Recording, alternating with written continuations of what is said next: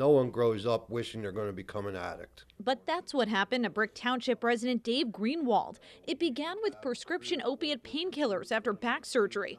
Then this family man turned to heroin. Was it easy to get? Oh, yeah. It's easier to get than alcohol sometimes.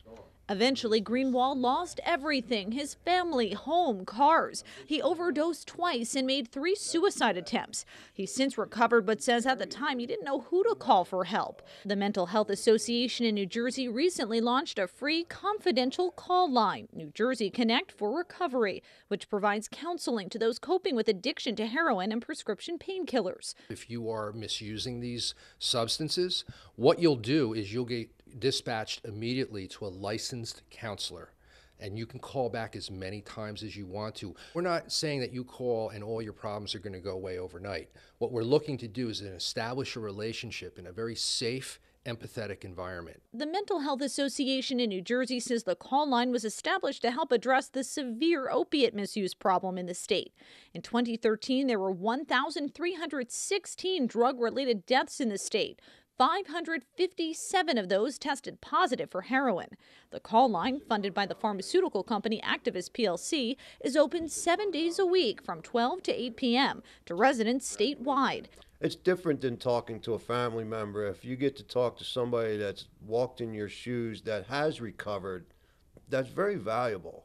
The call line is also open to family and friends. A bear says addiction is a family disease that affects every relationship in a person's life. When those folks call, they're connected to a peer specialist, a trained counselor who has a shared experience with the caller.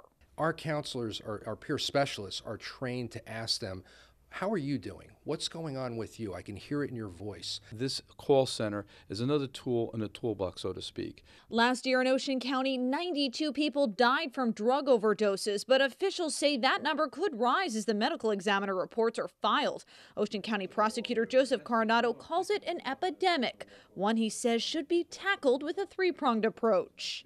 You're going to really want to go in. You have prevention, you have law enforcement, and then you also want to have the helping for the addiction and recovery. It's an incredible issue. Our juveniles have access to it.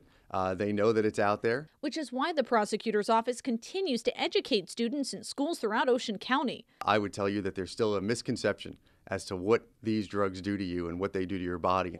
As for David, he's reunited with his family and now works for the Mental Health Association in New Jersey.